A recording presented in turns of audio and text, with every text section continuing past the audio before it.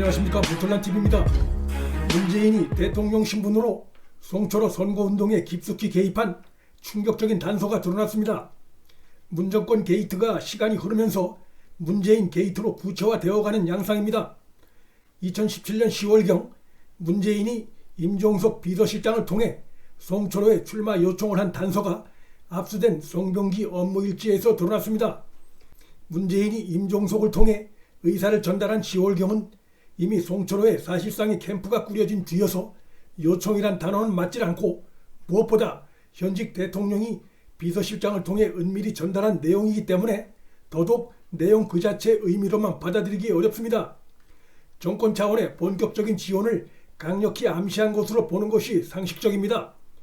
이것은 이후 혹은 그 전으로 일어난 송병기와 청와대 문모 행정관 사이에 의문투성이로 남아있는 비위첩보 주고받기와 그 뒤에 이어진 황당하고 수상한 하명수사, 그리고 송철호와 청와대가 수시로 선거 공약 등 관련한 이례적인 선거대책 논의 등 구체적으로 밝혀진 사실 등에서 잘 드러납니다.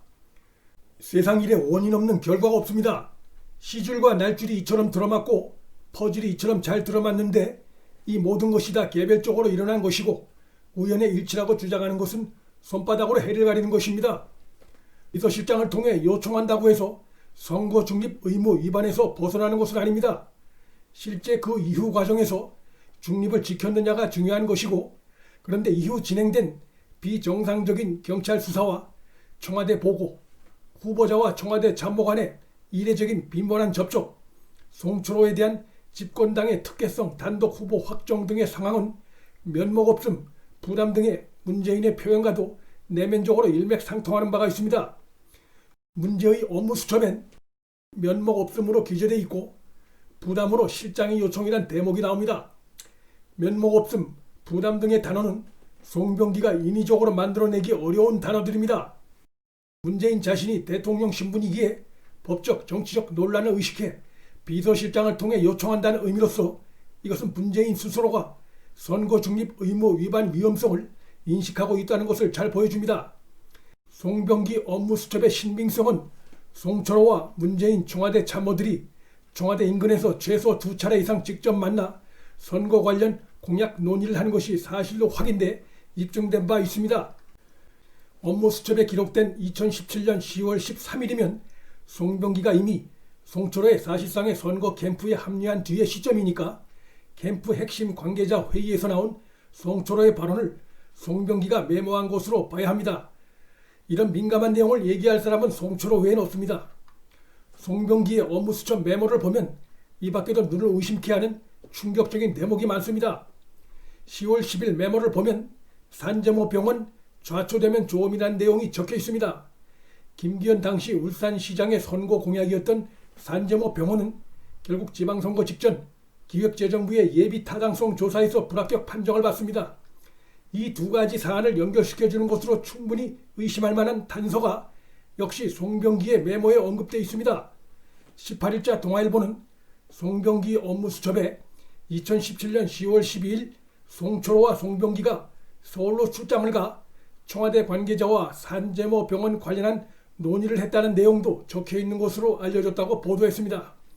즉 송병기 메모의 앞뒤 문맥을 이어볼 때 송철호 측과 청와대가 논의해 김기현 당시 시장의 선거 공약을 무산시켰다는 뜻으로 충분히 의심할 수 있습니다. 송 장관 B씨 건이란 제목의 11월 초 메모도 매우 충격적입니다. 송 장관은 송철호를 의미하고 B씨는 송철호의 당내 경쟁 상대를 의미합니다. 메모엔 중앙당과 BH, 즉 청와대 비제거 송 장관 체제로 정리라고 적혀 있습니다. 청와대와 민주당이 송철호 경쟁자 B씨를 주저앉히고 송철호를 공천한다는 의미입니다. B씨의 이런 낙천 결과에 이르게 된 과정을 보다 자세히 설명해주는 내용이 11월 9일 송병기의 다른 메모에서 드러납니다. 제목은 시의원 발언으로 이 메모엔 당시 부산의 민주당 시국회의원이 B씨를 움직일 카드가 있다고 조국 수석이 얘기함이라고 적혀 있다고 보도했습니다. 입만 열면 촛불 정권 운운했던 자들이 국민이 안 보는 곳에서 음습한 선거 공작을 자행한 정황이 아닐 수 없습니다. 의도적인 감찰을 통해 특정인을 주저앉히는 행위는 직권남용에 해당하는 중대 범죄 행위입니다. 송병기 메모가 사실이라면 임종석은 물론 조국도 개인 비리와 유재수 감찰 중단 지시 혐의와 더불어 하명수사 공작 사건에도 연루된 단서가 드러난 것입니다. 이번 사안에 대해 임종석 조국은 현재까지 아무런 입장을 표명을 하지 않고 있습니다. 청와대도 사실상 입을 다물고 있습니다. 자신들이 떳떳하다면, 무관하다면 이런 태도를 보일 리가 없습니다. 청와대 관계자는 관련 보도가 나온 18일 입장을 묻는 기자들 질문에 단정적으로 말하기 어렵고 상황을 봐야 한다면서 답변을 회피했습니다. 송병기 메모는 거의 매일매일 일기 형식으로 꼼꼼하게 기술돼 있어서 법정에서 재판 증거로 채택될 가능성이 매우 높다는 것이 법조계의 대체적인 시각입니다. 무엇보다 송병기 본인도 자신의 업무 수첩 관련한 언론의 보도 내용에 대해 부인하지 않고 있습니다. 이것은 보도 내용이 사실임을 방증하는 것입니다. 윤석열 검찰의 수사의 칼끝이 대통령 문재인과 그 핵심 측근들에 매우 가깝게, 아주 가깝게 다가간 상태입니다. 송철호 단독 공천 당시 당의 대표였던 추미애 현 법무장관 후보자에 대한 수사가 이뤄질 가능성도 충분히 있습니다. 그런데 사실 문재인이 송철호 선거 공작을 진두지휘했다는 의혹의 생생한 단서는 바로 송철호 입에서부터 나왔습니다. 송철호는 지난해 당선된 후에 채널A와 가진 인터뷰에서 충격적인 고백을 한 바 있습니다.